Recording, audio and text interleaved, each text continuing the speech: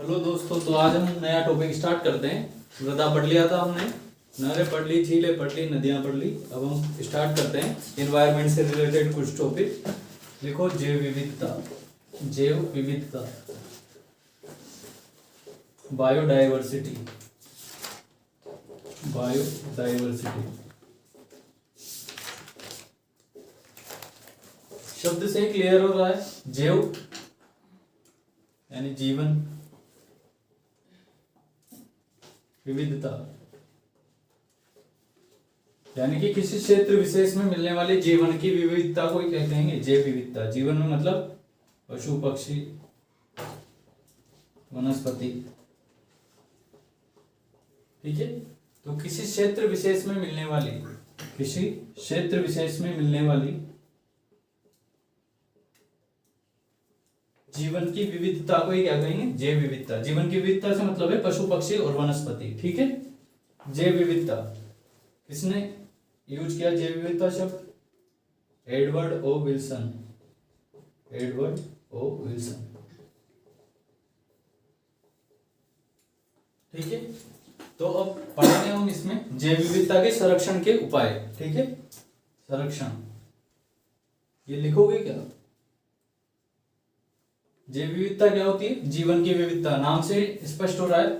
जीवन से मतलब पशु पक्षी और वनस्पति, इस किसी क्षेत्र विशेष में मिलने वाली जीवन की विविधता कोई क्या कहेंगे, जीवन, जैव विविधता। शब्द किसने दिया? एडवर्ड ओ विल्सन साहब ने, ठीक है। अब राजस्थान में पहले, असम के बाद राजस्थान दूसरा स्टेट है जहां सबसे ज्यादा जैव विविधता पाई जाती थी। तो रियासत काल में इसको क्या कहते थे? शिकारियों का स्वर्ग भी कहते थे, शिकारियों का स्वर्ग। किसको? राजस्थान को, ठीक है। तो ये हो गया बेसिक इंट्रोडक्शन। अब इसके बाद हम संरक्षण देखेंगे कि संरक्षण के कौन कौन से मेथड है और फिर उनको डिटेल से देखेंगे, ठीक। चलो, ठीक है। तो ये बेसिक इंट्रोडक्शन पढ़ा। जैव विविधता किसने दिया था? एडवर्ड ओ विल्सन ने। जैव विविधता से मतलब किसी क्षेत्र विशेष में मिलने वाली जीवन की विविधता। जीवन की विविधता मतलब पशु पक्षी और वनस्पतियों की विविधता। रियासत काल में राजस्थान को क्या कहते थे? शिकारियों का स्वर्ग। अब जैव विविधता पे प्रेजेंट टाइम पे भी काफी खतरा मंडरा रहा है। शिकार, उनके हैबिटाट लॉस हो रहा है, इन सब कारणों से क्या हो रहा है? जैव विविधता पर खतरा। इस वजह से क्या है? जैव विविधता संरक्षण, जैव विविधता संरक्षण,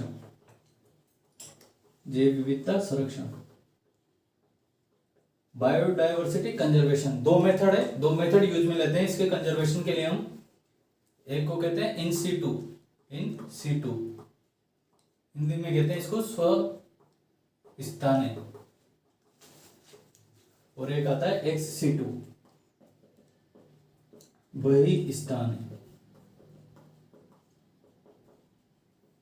ठीक है। दोनों का मतलब क्या है? इन सीटू का मतलब है कि जहां पर उनका जो आवास है, जीव जंतु या वनस्पति का जो भी आवास है वहीं पर उनको कंजर्व करना, ठीक है। जैसे नेशनल पार्क हो गया, कोई सेंचुरी होगी। एक सीटू मतलब जैसे कोई ज्यादा क्षतिग्रस्त हो गया, जैसे कोई, जैसे गोडावन हो गया, ज्यादा संकटग्रस्त है, तो उसको वहां से बाहर लाकर फिर उसको कंजर्व करना, इसके लिए है एक्स सीटू मेथड।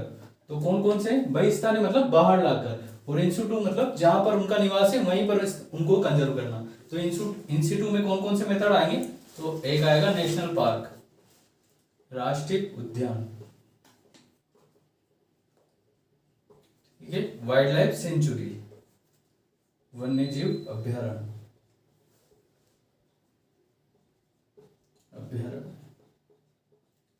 तीसरा है biosphere reserve, biosphere reserve,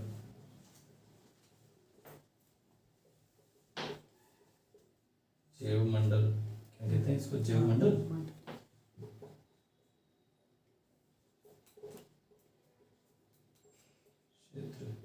biosphere reserve, biosphere reserve, और फिर आता है कंजर्वेशन रिजर्व, कंजर्वेशन रिजर्व।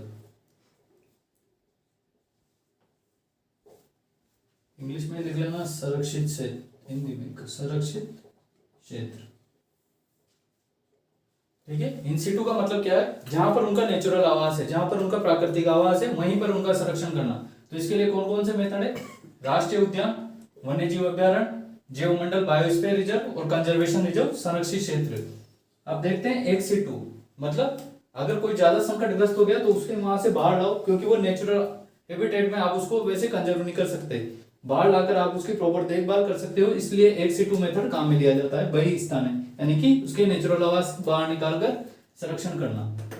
तो इसमें क्या आएगा, एक तो चिड़ियाघर, चिड़ियाघर भी क्यों खोले गए, संरक्षण के लिए। और ये मेथड आपको ऐसे कैसे ही ध्यान रखने, एक आएगा बोटेक्निकल गार्डन, बोटेक्निकल गार्डन, ये सबसे कंफ्यूजन है, ये सबसे कंफ्यूजिंग है। इसका नाम है वनस्पति उद्यान, वनस्पति उद्यान।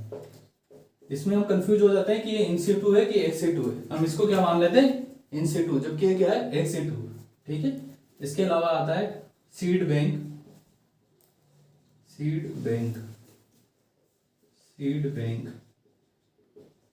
इसके बाद आता है gene bank, gene bank, tissue culture lab,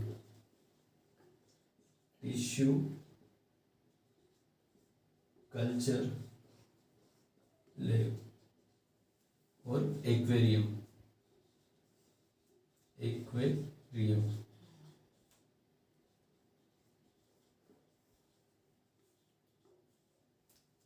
इनमें क्या होता है, सीड बैंक, जीन बैंक में या टिश्यू कल्चर में, जैसे कोई जो विलुप्त होने के कगार पर है तो उनकी क्या है, उनको संरक्षित करने के लिए बेसिकली, जैसे हम उनका कृत्रिम रूप से उनकी ग्रोथ करा सकते हैं ताकि उनकी संख्याओं को बढ़ाया जा सके। जैसे हमने देखा था गोडाउन की ब्रीडिंग सेंटर सोरसन में खोला था, तो उसी प्रकार से seed bank, gene bank, tissue culture, ये सब कहाँ होगा, बाहर होगा। इसलिए इनको कौन सा कह दिया, एक्स2। यह है एक्वेरियम, मछलियों आदि के लिए जो, तो aquarium, tissue culture, gene bank, seed bank, botanical garden, वनस्पति उद्यान, जू मतलब चिड़ियाघर, चिड़ियाघर। इसमें एक और डाल लेना, मृग उद्यान, मृग उद्यान।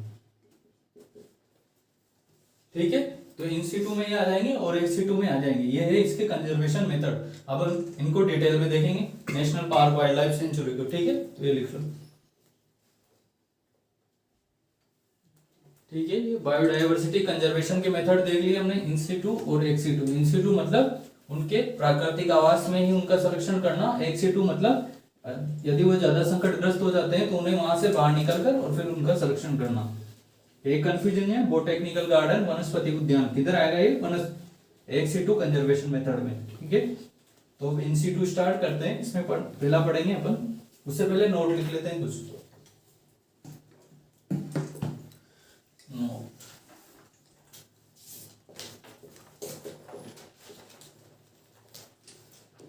राजस्थान में 23 अप्रैल 1951 को पशु पक्षी संरक्षण अधिनियम, अधिनियम, ये अधिनियम है, अधिनियम लाया गया राजस्थान में। कब लाया गया, 23 अप्रैल 1951 को। ठीक है, और राष्ट्रीय स्तर पर अगर हम बात करें तो राष्ट्रीय स्तर पर wild life protection act, wild life protection act 1972, वन्य जीव अभ्यारण्य अधिनियम 1972। कब आया ये, 9 सितंबर 1972 को। ये कैसा कानून है, राष्ट्रीय स्तर का, राज्य ने लागू किया। राज्य ने कौन सा कानून बनाया, 23 अप्रैल 1921 को पशु पक्षी संरक्षण अधिनियम। कब लाया ये, 23 अप्रैल 1951, सचिन तेंदुलकर के जन्मदिन के एक दिन पहले।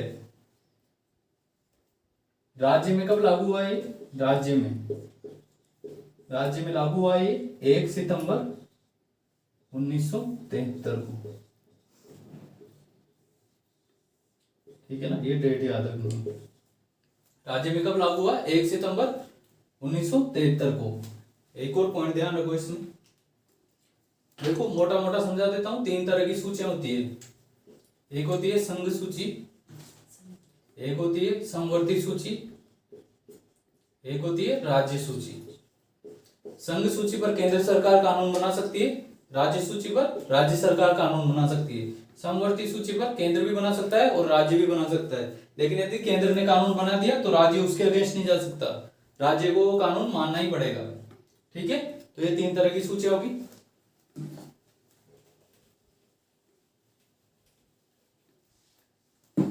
तो एक संविधान संशोधन हुआ था, 42वां संविधान संशोधन 1976 में। पहले जो ये है forest and wild life, forest and wild life, देखो क्या है, वन व वन्य जीव। ये किसका भाग था? राज्य सूची का। इस संविधान संशोधन से पहले किसका भाग था? राज्य सूची का। लेकिन राज्यों ने इनके लिए पर्याप्त प्रयास नहीं किए थे, इसलिए ये संकटग्रस्त श्रेणी में आ गए थे। इसलिए इस संविधान संशोधन द्वारा, जो 42वां संविधान संशोधन है, उसके द्वारा इसको राज्य सूची से हटाकर किस सूची में डाला गया? समवर्ती सूची में। ठीक है, किस सूची में डाला गया? समवर्ती सूची में। कब डाला गया? 42वें संविधान संशोधन द्वारा। आगे अपन पॉलिटी में पढ़ेंगे, इसको मिनी संविधान भी कहते हैं, मिनी संविधान, मिनी कॉन्स्टिट्यूशन भी कहते हैं 42वें संविधान संशोधन को। ठीक है, राज्य में वाइल्ड लाइफ प्रोटेक्शन एक्ट कब लागू हुआ? 1 सितंबर 1973 को। और राज्य सूची से समवर्ती सूची कब बना? फॉरेस्ट एंड वाइल्ड लाइफ 42वें संविधान संशोधन द्वारा। एजुकेशन भी इसी के द्वारा, पहले राज्य सूची का सब्जेक्ट था, बाद में समवर्ती सूची का आया 42वें संविधान संशोधन द्वारा। ठीक है, तो ये लिख लो। ठीक है, तो वाइल्ड लाइफ प्रोटेक्शन एक्ट कब लागू हुआ? 9 सितंबर 1972 को केंद्र पर, और राज्य में कब लागू हुआ? 1 सितंबर 1973 को।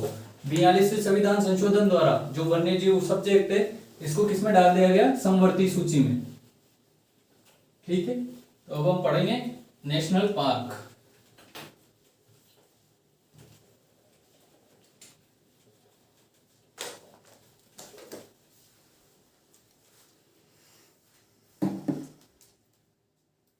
राष्ट्रीय उद्यान, राष्ट्रीय उद्यान, नेशनल पार्क। अब ये किस एक्ट के द्वारा डिक्लेयर किए जाते हैं नेशनल पार्क? तो ये डिक्लेयर किए जाते हैं, अभी अपन ने पढ़ा वाइल्ड लाइफ प्रोटेक्शन एक्ट 1972, इस एक्ट के द्वारा ही नेशनल पार्क डिक्लेयर किए जाते हैं। ठीक है ना, इसका एक सेक्शन है सेक्शन 35। ठीक है, तो इसका जो ये सेक्शन है, इसमें लिखा हुआ है कि ऐसा कोई क्षेत्र जो कि वनस्पति या वन्य जीव के हिसाब से संरक्षण करने योग्य है, उसको नेशनल पार्क डिक्लेयर कर सकते हैं। ठीक है, तो नेशनल पार्क किसके अनुसार डिक्लेयर करते हैं? वाइल्ड लाइफ प्रोटेक्शन एक्ट के सेक्शन 35 के अनुसार। ठीक है, अब ये आईयूसीएन ने भी अलग अलग कैटेगरी दे रखी है इनको, जैसे नेशनल पार्क को अलग कैटेगरी दे रखी है, वाइल्ड लाइफ सेंचुरी की अलग कैटेगरी दे रखी है। तो आईयूसीएन की कौन सी कैटेगरी में है? आईयूसीएन की कैटेगरी 2 में, कैटेगरी 2 में।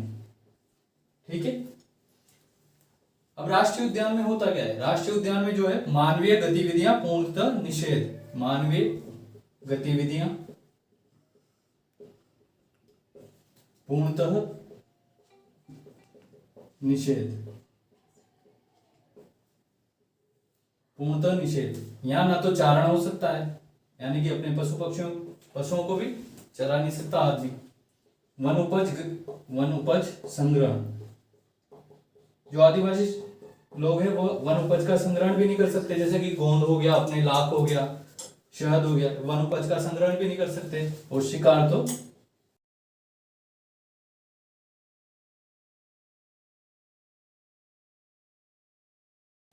ठीक है। राष्ट्रीय उद्यान में क्या होगा? मानवीय गतिविधियां पूर्णतः निषेध, चारण भी नहीं हो सकता, अपने पशुओं को नहीं चरा सकते लोग। वन उपज संग्रहण, जैसे कि आदिवासी लोग जो है गोंद, लाख, या आदि का जो संग्रहण करते हैं वो भी नहीं कर सकते नेशनल पार्क में। और शिकार पर तो सब जगह पूर्णतः प्रतिबंध, शिकार पर प्रतिबंध। ठीक है, तो ये हो गया राष्ट्रीय उद्यान। किसके तहत डिक्लेयर करते हैं? वाइल्ड लाइफ प्रोटेक्शन एक्ट का सेक्शन 35, IUCN की कैटेगरी सेकंड के अनुसार। मानवीय गतिविधियां पूर्णतः निषेध। ठीक है, चारण नहीं कर सकते, वनोपज का संग्रहण नहीं कर सकते और शिकार भी नहीं कर सकते। ठीक है, अब इंडिया में बात करते हैं अपन पहले। इंडिया में तो इंडिया में 2022 के तक 106 नेशनल पार्क है। कितने? 106 नेशनल पार्क 2022 तक। जो पहला नेशनल पार्क है, फर्स्ट नेशनल पार्क है, कौन सा है वो? Jim Corbett. जिम कार्बेट कहां पर है? उत्तराखंड में। ठीक है, सबसे बड़ा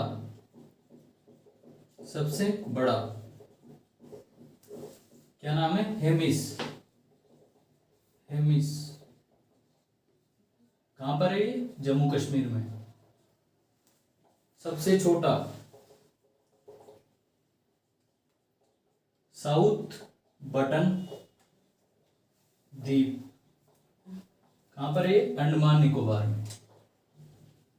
ठीक है, तो ये कुछ जनरल इंट्रोडक्शन देख लिया। 2022 तक इंडिया में कितने, ये डाटा चेंज होता रहता है, तो 2022 तक 106 नेशनल पार्क है। पहला कौन सा है? Jim Corbett. कहां पर है? उत्तराखंड में। सबसे बड़ा हेमिस कहां पर है? जम्मू कश्मीर में। और सबसे छोटा साउथ बटन में का, साउथ बटन आइलैंड है अंडमान निकोबार में, यहाँ पर। ठीक है, तो नेशनल पार्क देख लिया हमने, ये बेसिक इंट्रोडक्शन हो गया इसके बारे में। अब हम राजस्थान के नेशनल पार्क देख लो इसको। ठीक है, राष्ट्रीय उद्यान वाइल्ड लाइफ प्रोटेक्शन एक्ट की धारा 35 के तहत स्थापित, IUCN की कैटेगरी सेकंड में शामिल। यहाँ पे चारण भी नहीं होगा, वनोपज का संग्रहण भी नहीं, मानवीय गतिविधियां पूर्णतः निषेध। पहला नेशनल पार्क कौन सा है? Jim Corbett. सबसे बड़ा है मिस, जो कि जम्मू कश्मीर में, और सबसे छोटा साउथ बटन द्वीप, जो कि है अंडमान निकोबार में। अब हम पढ़ेंगे राजस्थान के नेशनल पार्क। राजस्थान के नेशनल पार्क, राजस्थान में 3 नेशनल पार्क है। बहुत सी किताबों में 5 भी लिखा रहता है। सरिस्का और राष्ट्रीय मरु उद्यान, इन दोनों को भी शामिल किए रहते हैं, लेकिन ये दोनों क्या है? वाइल्ड लाइफ सेंचुरी है, ये दोनों नहीं आएंगे। केवल कितने? 3 ही है। ठीक है, तो कहीं पे 5 जगह है ना, तो कंफ्यूज मत होना। ठीक है, अब 3 में पहला पढ़ते हैं हम, रणथंभौर।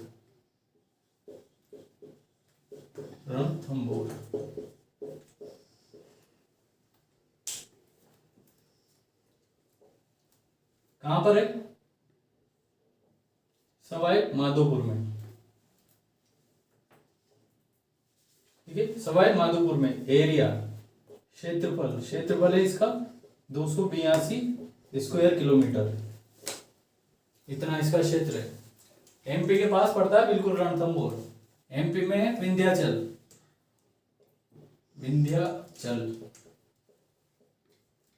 और इधर है अरावली। तो इन दोनों पर्वतमालाओं के बीच में पड़ेगा ये, अरावली और विंध्याचल के बीच में। ठीक है, कहां पर है? सवाई माधोपुर में। ये हो गया क्षेत्रफल।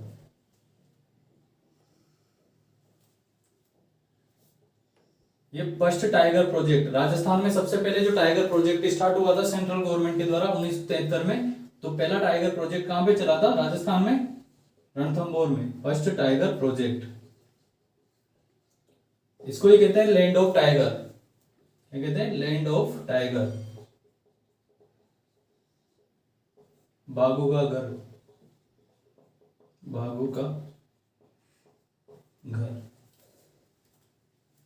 सवाई माधोपुर में क्षेत्रफल ये हो गया फर्स्ट टाइगर प्रोजेक्ट, और इसे क्या कहते हैं? Land of tiger. यहां पर कुछ पानी के स्रोत भी मिलते हैं, जैसे कि पद्म तालाब। कल्चर में पढ़ेंगे, अमीर की बेटी थी पद्म देव। अलाउद्दीन खिलजी का जब आक्रमण हुआ तो रानी ने तो जोर कर लिया था, लेकिन ये कैसी थी? कुंवारी। तो समस्या आ गई थी कि भाई ये जोर नहीं कर पाएगी, तो इसने एक दिन पहले सुसाइड कर लिया था इसी पद्म तालाब में। इसका नाम क्या हो गया? पद्म तालाब, मलिक तालाब।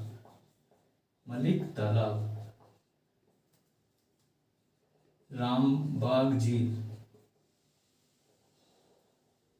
राजबाग, राजबाग झील, ये कुछ पानी के स्रोत भी यहाँ पे मिलते हैं। ठीक है, इसके अलावा क्या क्या है यहाँ, त्रिनेत्र गणेश जी का मंदिर।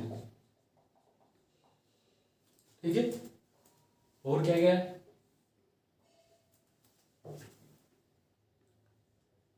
Land of tiger, Padma Talab, Malik Talab, Rajbagh ji, Trinetra Ganesh. First tiger project कहां पर है, सवाई माधोपुर में। अब ये दो वाइल्ड लाइफ सेंचुरी थी पहले, उनको मिलाकर बनाया गया है। एक तो है केला देवी, केला देवी, और एक है Mansingh, Mansingh wildlife sanctuary. इन दोनों को मिलाकर क्या बनाया है, रणथंभौर। ये दोनों इसमें शामिल किया, कुछ एरिया केला देवी का, कुछ एरिया मानसिंह का। ठीक है, इन दोनों को मिलाकर रणथंभौर बना दिया। लैंड ऑफ टाइगर हो गया, पद्म तालाब हो गया। यहाँ पर एक पहले बागिन थी, वो बहुत पॉपुलर थी, उसका नाम क्या नाम था, मछली बागिन। मछली का सिंबल था उसके सिर पर, मछली बागिन। इसको कहते हैं क्रोकोडाइल किलर, क्रोकोडाइल किलर।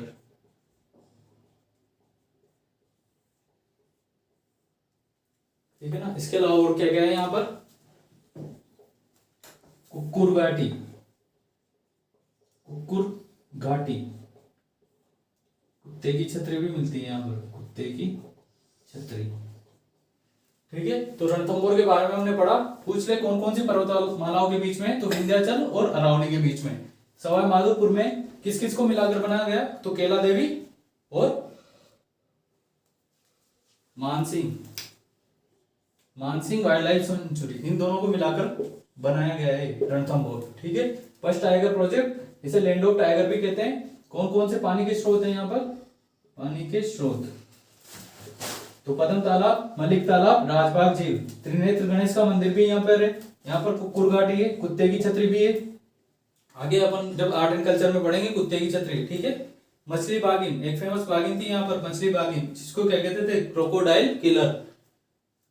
ठीक है, एरिया कितना है, 282 किलोमीटर स्क्वायर, और ये राजस्थान का क्या है, first national park, first national park. कब डिक्लेयर हुआ ये, 1980 में। ठीक है, तो ये सारे फैक्ट हो गए इसके रणथंभौर के। नेशनल पार्क का हमने बेसिक पहले पढ़ ही लिया, क्या होता है नेशनल पार्क। यहाँ पर वही सारी गतिविधियां निषेध होगी, आखेट, चारण, वन उपज, संग्रहण, यानी कि हर एक मानवीय गतिविधि क्या होगी, यहाँ पर निषेध होगी। ठीक है, लिख। ठीक है, तो रणथंभौर पढ़ा हमने, राजस्थान का पहला नेशनल पार्क। किस कौन कौन सी पर्वत श्रृंखलाओं के बीच में ये, तो अरावली और विंध्याचल के बीच में। लैंड ऑफ टाइगर भी कहते हैं, पहला टाइगर प्रोजेक्ट यहीं पर चलाया गया। कौन कौन से पानी के स्रोत है, पद्म तालाब, मलिक तालाब, इसके अलावा राजबाग झील, इसके अलावा क्या नाम से, त्रिनेत्र गणेश का मंदिर। वैसे रणथंभौर दुर्ग पढ़ेंगे तो हम ज्यादा डिटेल से पढ़ेंगे इन सब चीजों को।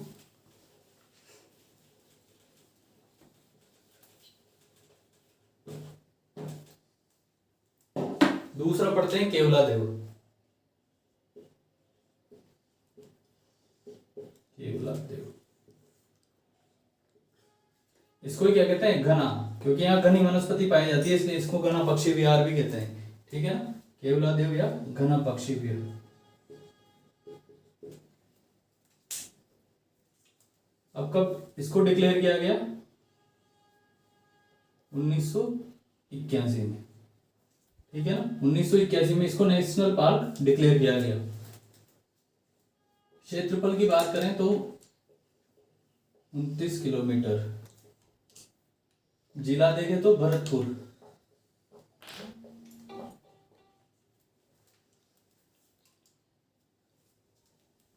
कब डिक्लेयर किया गया, 1981 में। क्षेत्रफल की बात करें तो 29 किलोमीटर, और जिला देखें तो भरतपुर। किसके लिए, पक्षियों के लिए famous, first bird sanctuary, Rajasthan की पहली बर्ड सेंचुरी भी है। ठीक है, हमने रामसर साइट पढ़ी थी पहले सांबर झील में, तो राजस्थान की पहली रामसर साइट भी है, पहली रामसर साइट 1982 में। और सांभर कब शामिल हुई थी? 1990 में। ठीक है, अभी से यूनेस्को की वर्ल्ड हेरिटेज लिस्ट में भी, यही रामसर साइड में हमने पढ़ा था मॉन्ट्रेक्स रिकॉर्ड, इसमें एक लोकटक झील पड़ी थी और दूसरी पड़ी थी केवलादेव, तो ये मॉन्ट्रेक्स रिकॉर्ड में भी शामिल है। इसमें शामिल है मॉन्ट्रेक्स रिकॉर्ड में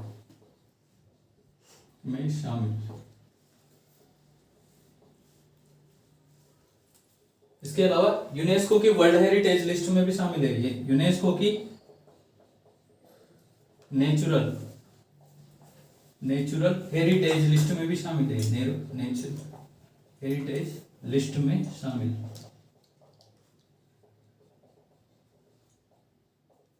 कब शामिल हुआ ये? 1985 में। ठीक है ना, ये इंपॉर्टेंट फैक्ट है, यूनेस्को की नेचुरल हेरिटेज लिस्ट में शामिल।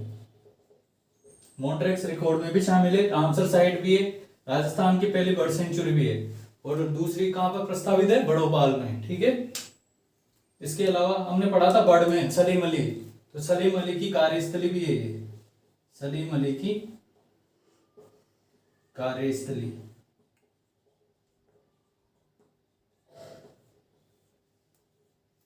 ठीक है, और कौन से फैक्ट पढ़े थे इससे रिलेटेड? अजान बांध पढ़ा था क्या एक? अजान बांध, इस पानी की सप्लाई किसके द्वारा होती है? अजान बांध। नदी की बात करें तो बाणगंगा, और इसमें पानी की कमी हो जाने पर पांचना बांध करौली से सप्लाई, पांचना बांध करौली से सप्लाई।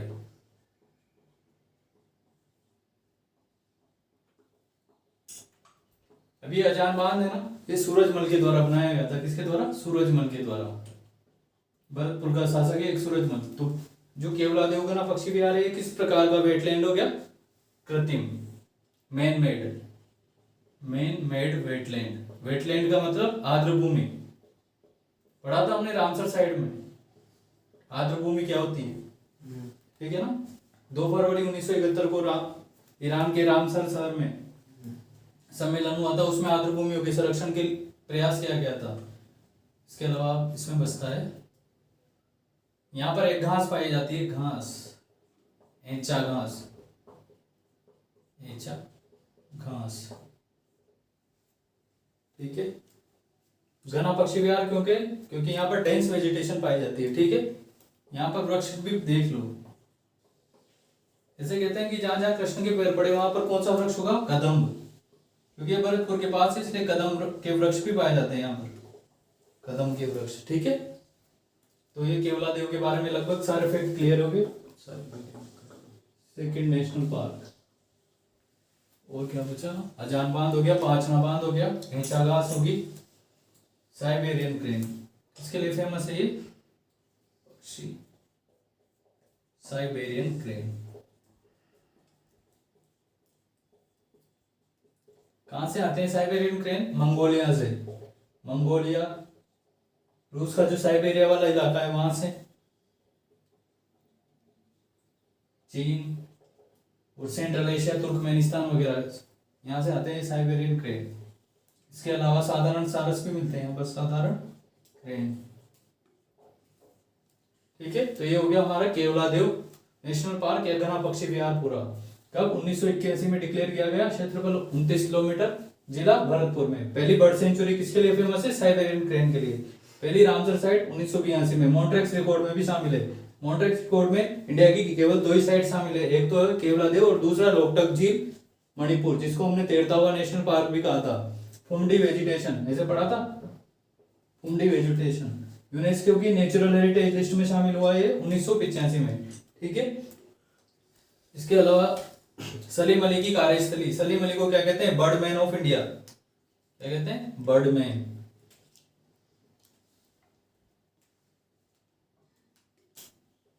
Birdman of India.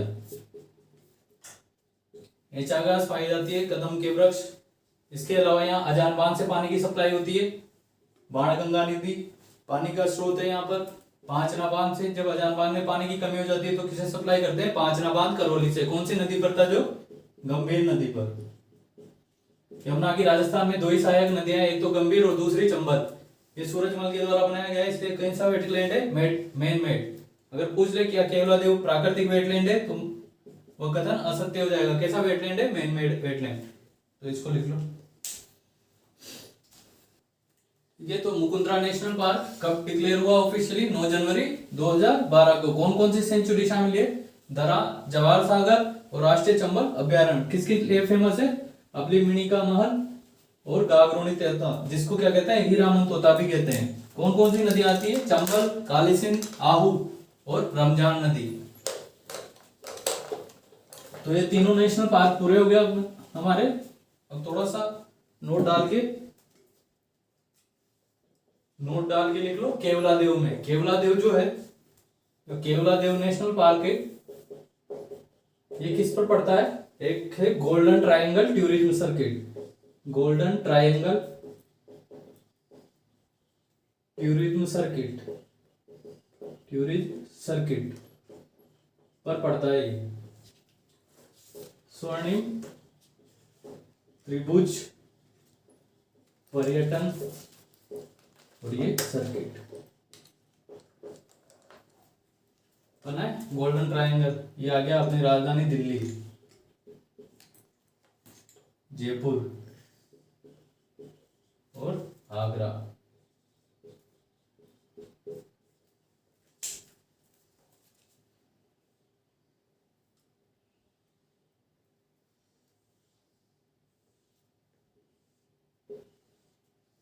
ये है NH48, पहले इसका नाम था NH8। ये है NH44 और ये है NH21। इसमें NH11 भी लिखा रहता है बहुत सी बार, तो ये नया नाम क्या है? NH21। और यहीं पर क्या है? घाट की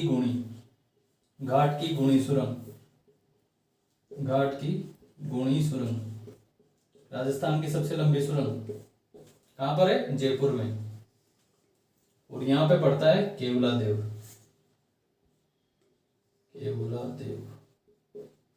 नेशनल पार्क। ठीक है, तो ये 3 राजमार्ग हो गए। केवलादेव पड़ेगा NH21 पर, या कहीं पे NH11 भी लिख लेना। NH11 पुराना नाम भी दे सकता है NH11। घाट की गुणी सुरंग भी NH21 पर ही है, जयपुर में। दिल्ली में क्या क्या देखोगे? कुतुब मीनार, लाल किला, आगरा में ताजमहल, जयपुर में आमेर का किला, नाहरगढ़ का किला, जयगढ़ का किला। ठीक है, तो ये है गोल्डन ट्रायंगल्स टूरिज्म सर्किट। और इसी पे पड़ेगा केवलादेव नेशनल पार्क। NH11 भी लिख लेना, पुराना नाम भी दे सकता है।